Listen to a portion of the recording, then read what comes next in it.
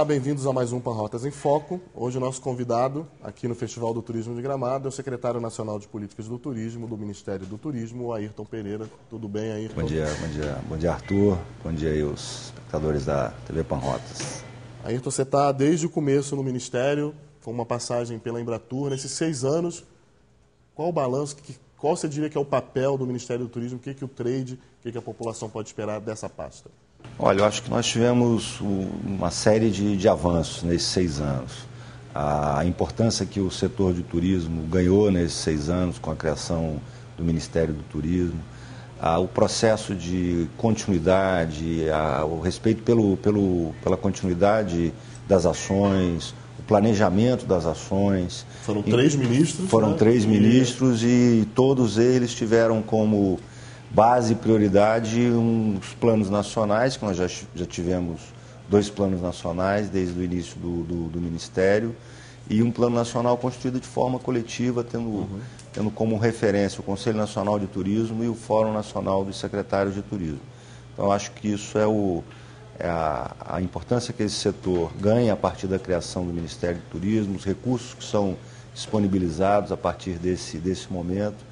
É o grande ganho desses 6 anos. E tinha gente que era contra no começo, que acreditava que o turismo deveria estar vinculado ainda a uma pasta de indústria e comércio que teria mais peso junto ao governo. Existem algumas pessoas que ainda defendem que apenas uma companhia que cumpre basicamente o papel de promoção possa dar conta da atividade do turismo. Eu não concordo por uma razão muito simples. Talvez o turismo seja a atividade que mais dependa dessa relação público-privado. Porque o produto turístico, a matéria-prima do produto turístico é pública. São áreas, são praias, são parques, Então, à medida que se instala os hotéis, os equipamentos privados, mas o grande atrativo são áreas públicas. Então, talvez seja a atividade que mais necessite de ter uma área no governo que tome conta, e não só da promoção, principalmente na elaboração, na qualidade e na formulação desse produto turístico. Qual que você diria que é a espinha dorsal aí da sua pasta nesses 6 anos? Qual é a espinha dorsal? O programa de regionalização? A espinha dorsal é a estruturação de produtos que está baseado no programa de regionalização.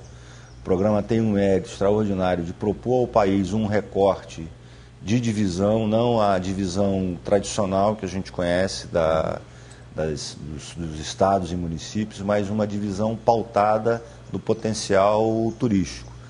E o segundo grande mérito desse programa é fazer uma proposição para o país de forma também articulada, decidida de forma coletiva com estados e municípios, de uma priorização.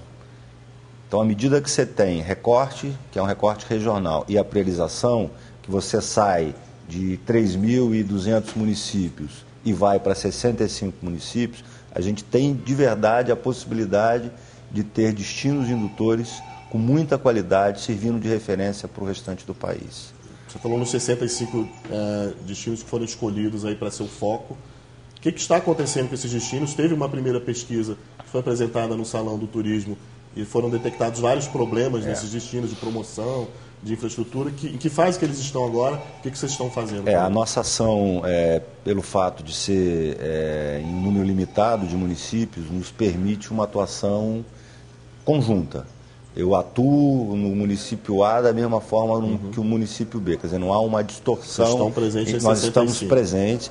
O primeiro passo era numa parceria com a Fundação Getúlio Vargas, fazer um diagnóstico competitivo em que estágio que cada um desses destinos estão, qual é a criação de um ranqueamento. Então, hoje eu consigo saber em cerca de 60 dimensões, que aí passa pelo marketing, infraestrutura, qualificação, articulação regional, qual é o estágio de cada um desses municípios. O diagnóstico não era muito bom, né? Pelo que eu a gente tem uma média, até porque todas as capitais estão presentes, a gente tem uma média boa.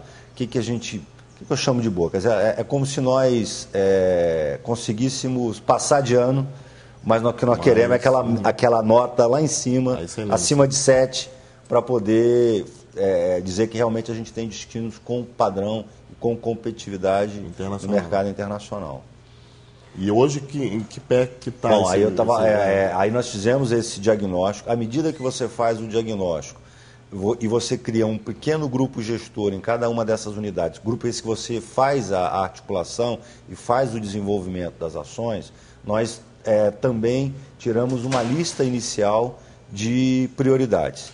Essa lista é a lista que nos serve de referência para os investimentos do Ministério, para a captação de emendas. Então, foi a lista que serviu de base para o Ministério ir até as bancadas estaduais para propor o orçamento de 2009. Então, à medida que você propõe um processo de planejamento aqui que se iniciou com o diagnóstico, nós, ao mesmo tempo, já vamos resolvendo algumas questões que foram questões que apareceram à medida que você faz esse diagnóstico. Para 2009, a Fundação Getúlio Vargas, do meio do ano para frente, volta a campo para saber se a gente já teve alguma mudança, alguma evolução, e nós passamos a atuar em programas que transversalmente tocam todos esses 65 municípios. Então, certamente, nós vamos ter um programa de gestão de marketing, nós vamos ter um programa de qualificação, e de uma forma que a gente possa atender os 65 Em 2009 já chega esse programa. Em 2009, esses programas já vão ser desenhados, tendo como base essa informação que foi levantada dentro desse diagnóstico. E a gente faz um segundo passo, que é o segundo passo de qualquer processo de planejamento, que é já propor um detalhamento desse plano de ação. Esse plano de ação que no primeiro momento foi mais assim, a vivência e a participação das pessoas do local. É evidente que você está num local trabalhando com turismo há 6, a 7, a 10 anos, você sabe pelo menos o que é mais emergencial, mas ele começa a ganhar um detalhamento e ele começa a ganhar um caráter mais estratégico. Depende muito do governo local, desse destino, dessa cidade? Muito. Você tem sentido resposta? Nós temos...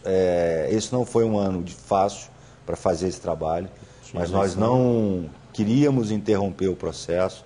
Nós tivemos que fazer isso com muito cuidado, utilizando a expertise e o conhecimento técnico da Fundação. Pra você ter ideia, eu não fui a nenhuma dessas reuniões para não politizar as reuniões, porque sempre tem a presença de um governo que você se identifica, por mais que a gente tenha uma condição técnica no Ministério, procure ser assim, a figura da autoridade, você fala, não vou falar isso, não vou falar aquilo. Aí alguém vai dizer, não, mas você falou isso porque você defende A. Então, quem liderou o processo nos locais, porque nós tínhamos eleição. Então, isso se deu no meio do processo eleitoral, na disputa de prefeituras, e a gente estava lá, falando das dificuldades e falando das deficiências do município. Então, o município cumpre um papel fundamental. Nós vamos logo, no final de março, nós vamos fazer um grande encontro em Brasília, que abre o programa de 65 destinos para o ano de 2009. É evidente que janeiro e fevereiro os prefeitos estão entrando, tomando pé da situação. Os prefeitos e as cidades, que são cidades turísticas, estão lá recebendo no pico da ocupação. E nós estamos já no final de março, pretendemos fazer fazer no final de março, para que a gente também já tenha, por parte da FIFA e da CBF, a decisão sobre as cidades que vão ser escolhidas, para que nesse dia a gente faça um grande encontro de sensibilização, de mobilização, de apresentação já de um trabalho mais detalhado no que diz respeito às ações que esses municípios têm que fazer para melhorar o seu estágio de competitividade, e já durante esse dia fazer um trabalho diferenciado também com as cidades sedes, que tudo indica que já estarão escolhidas durante esse nosso encontro. Então, o trabalho continua para o 65, mas vai ter um foco especial. Vai ter um recorte especial. Nessas 12 cidades. Vai ter um recorte.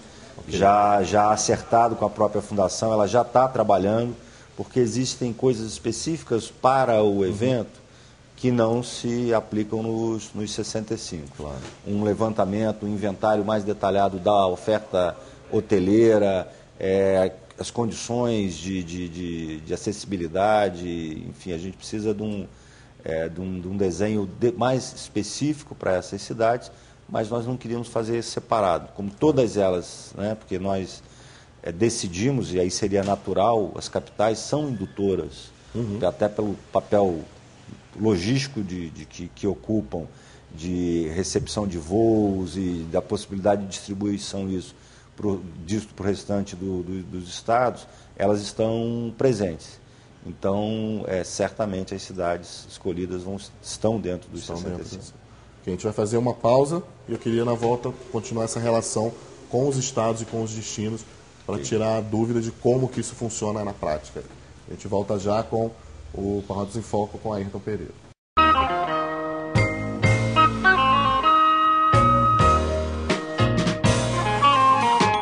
Voltamos para o segundo bloco do Paródias em Foco, recebendo o secretário nacional de Políticas de Turismo, Ayrton Pereira. A gente estava falando dessa relação com os destinos indutores e o Ministério começou essa questão da verba descentralizada, que tem uma verba de promoção e tem uma de eventos também, né?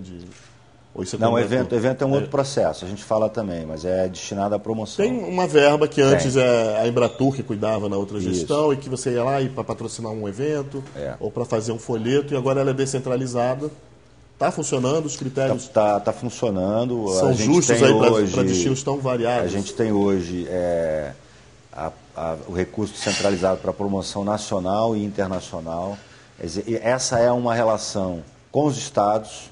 Talvez a gente tenha que, não utilizando o mesmo caráter descentralizado, mas a gente tem que criar uma outra maneira de incentivar esses 65 destinos.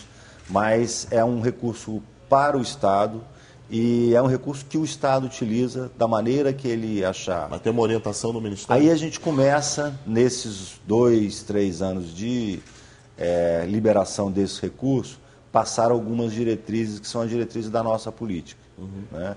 Onde usar, de que forma você faz a abordagem com o setor intermediário, agentes, operadores.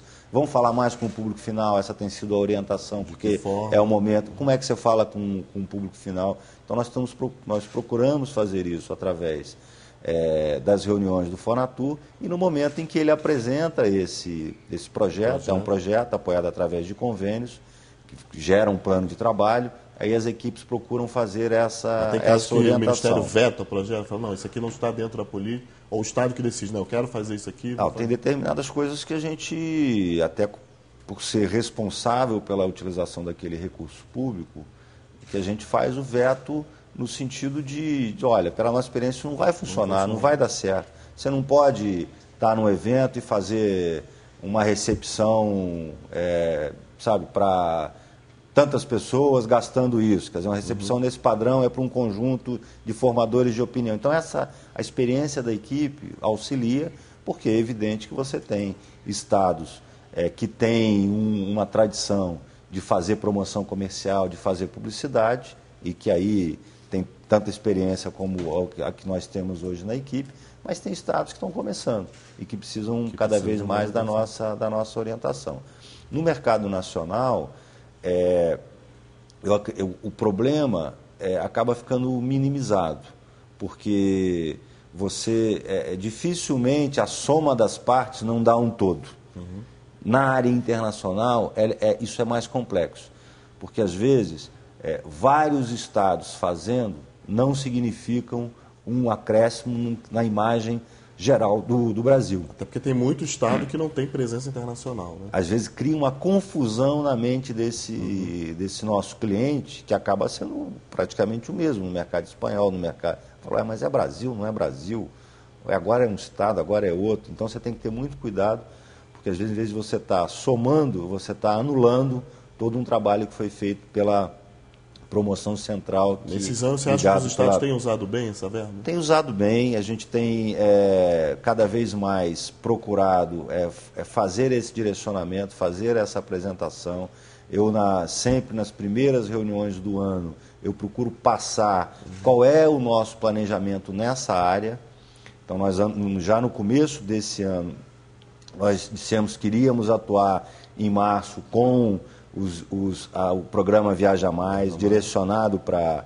A gente já tinha desenhado esse conjunto de ações que nós teríamos nesse ano, que íamos voltar a ter uma carga em setembro, que íamos ter foco para falar com o público final, fazer um esforço para o público final, que nós íamos atuar com a sensibilização desse público que passa a ser um público com poder aquisitivo. Foram mais de 20 milhões de pessoas que passaram a ter poder aquisitivo e que, se a gente não fizer o trabalho, em vez de viajar, vai comprar outra coisa.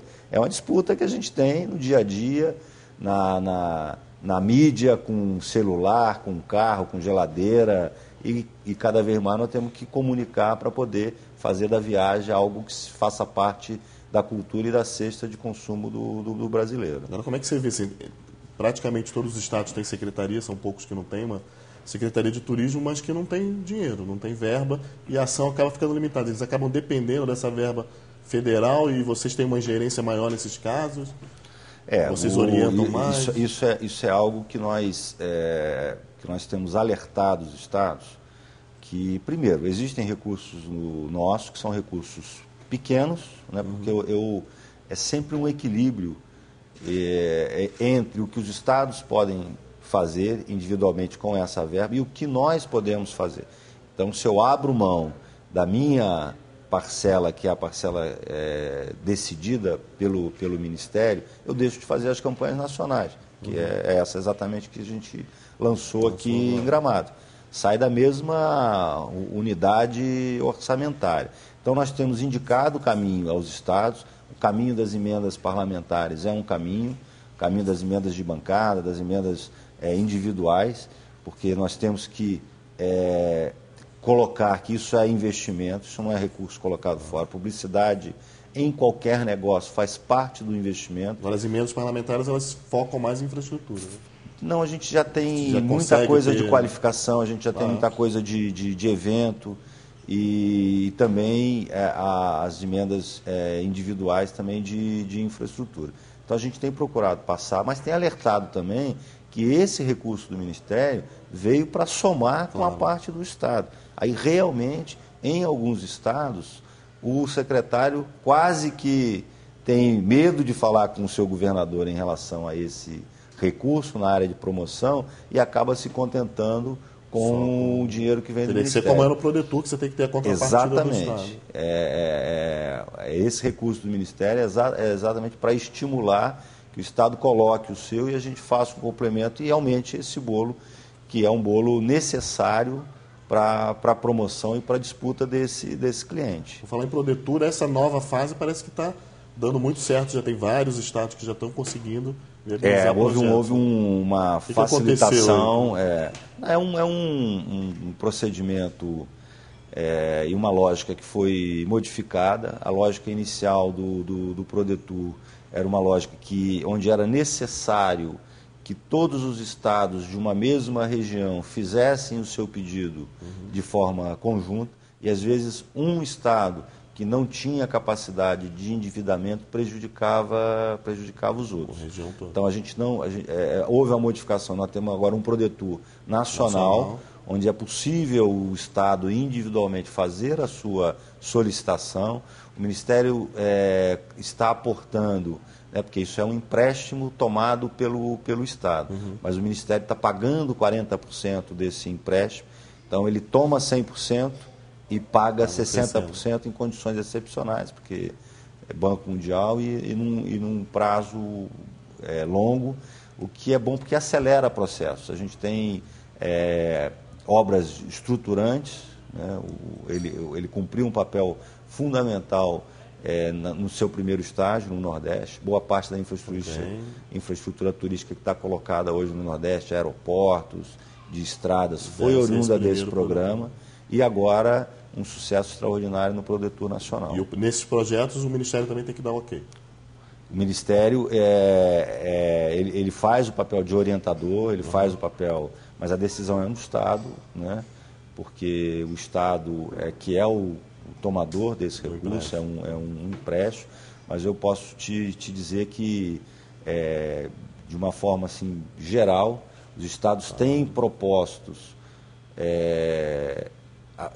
ações nas regiões, são regiões prioritárias, isso é importante, alinhando aí com essa decisão dos 65, e da região onde esses 65 estão presentes, e tem proposto obras estruturantes. Então, eu acho que nós vamos ter um avanço significativo na infraestrutura e na qualidade desse destino a partir da execução do Produto Nacional. Ok, vamos fazer mais uma pausa e voltamos no terceiro bloco, falando aí da lei geral e mais de legislação do turismo.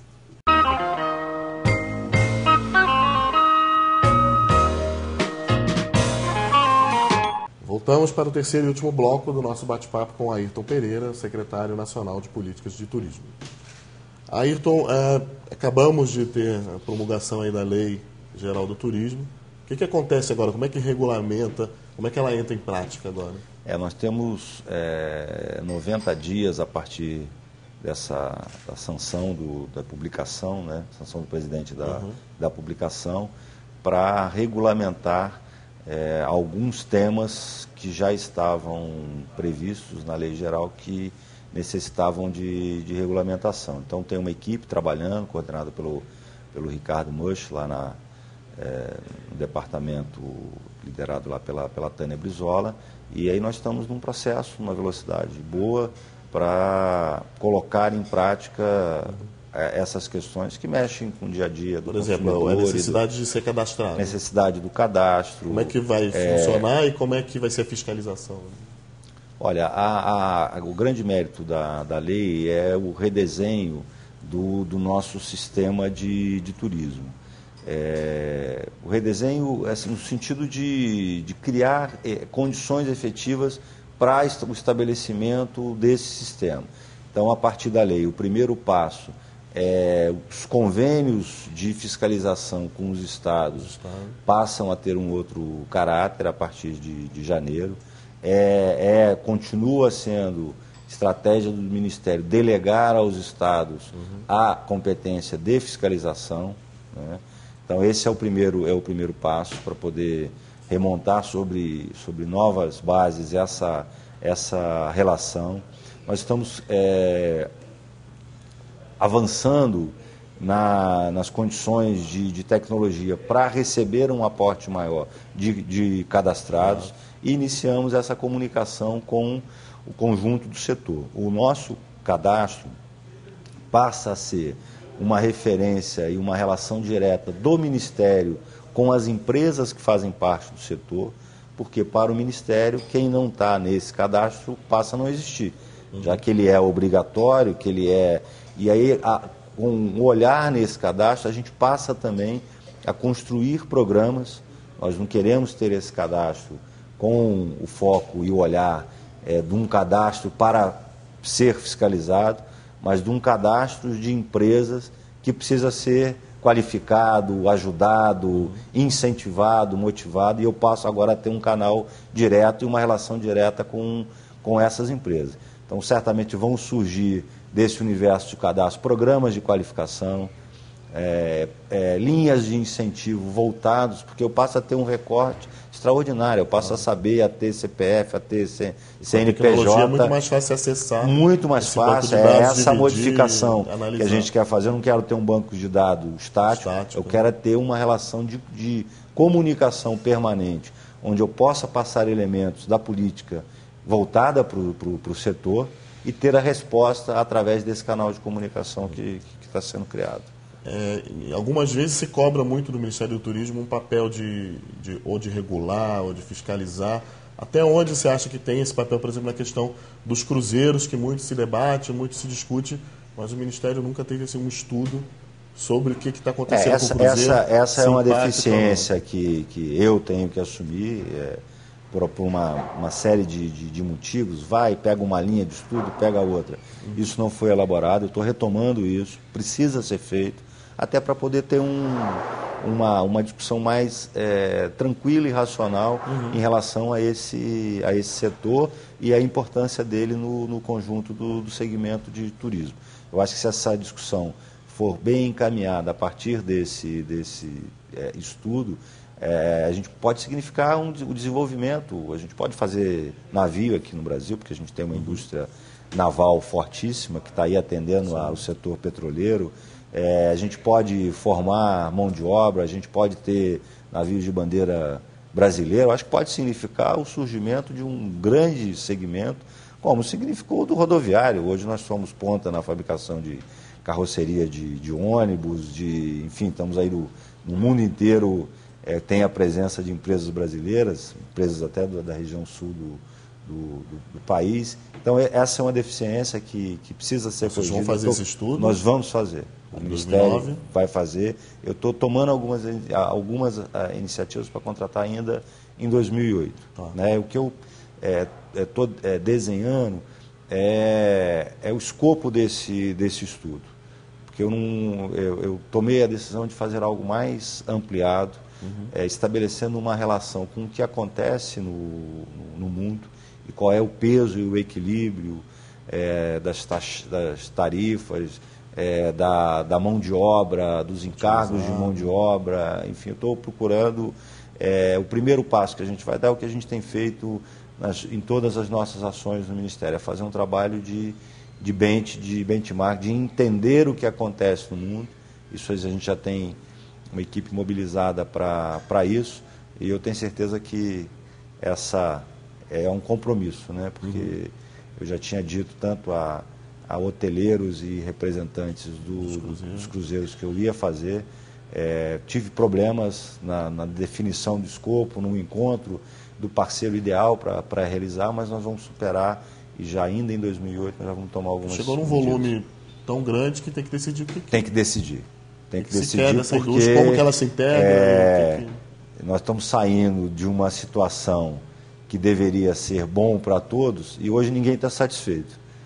Quem atua com cruzeiro não está satisfeito porque a legislação cria dificuldades, quem está no outro segmento é prejudicado, às vezes até operadoras que atuam dentro do segmento também, mas se sente prejudicado porque acaba tendo mais cruzeiros de um determinado tipo do que outros.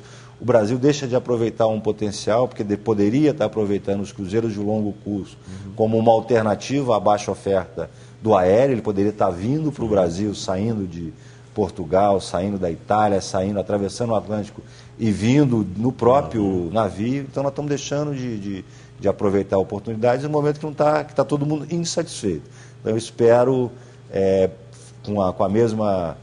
com qualidade, paciência de articulação, sair dessa situação para uma situação onde todos possam fazer o seu trabalho e o Brasil possa ganhar com isso.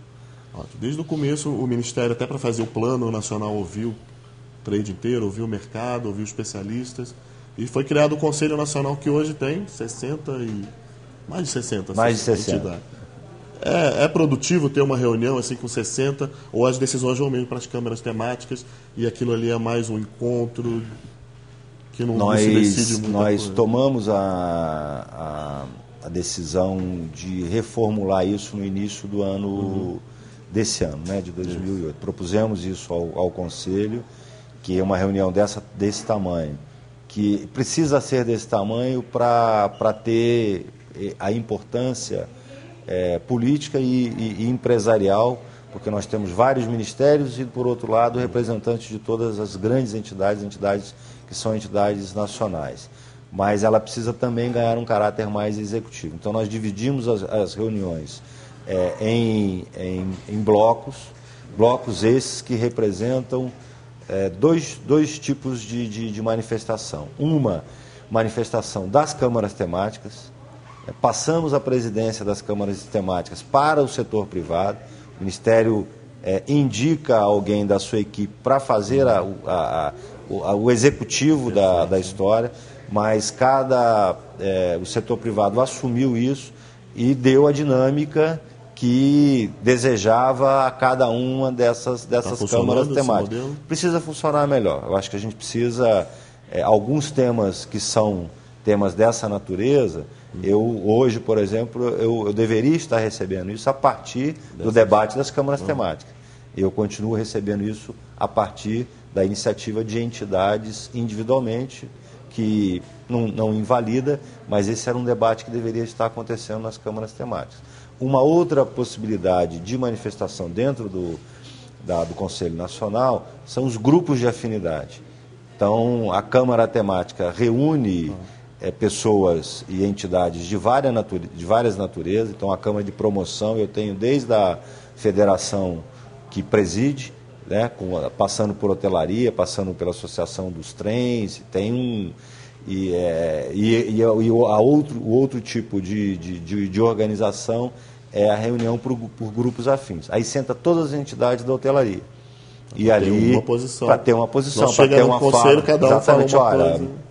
O problema que a gente está passando, ou a proposta que se tem. Então, esse funcionamento em bloco, essa inscrição em bloco, possibilita que você dê um caráter mais executivo à reunião do Conselho. E no final a gente tem manifestação livre dos conselheiros, por uma questão mais individualizada, por um convite, Então tem funcionado. Nosso desafio é dar mais, apesar de termos transferido essa presidência para o setor privado, é dar mais dinamismo a essa ação. Tem intenção, na última reunião, que vai acontecer 17 de dezembro em Brasília, que encerrando o ano, que a gente toque nesses pontos e aprimore ainda mais o funcionamento do Conselho. Ok. Ayrton, obrigado por esse bate-papo. Sucesso aí no Ministério. Obrigado, Arthur. Espero ter aí esclarecido algumas questões dentro desse nosso debate. No que vem a gente faz outro para dar uma atualizada. Ok, obrigado. Obrigado. Esse foi o Pajotas em Foco com Ayrton Pereira, secretário nacional de Política de Turismo.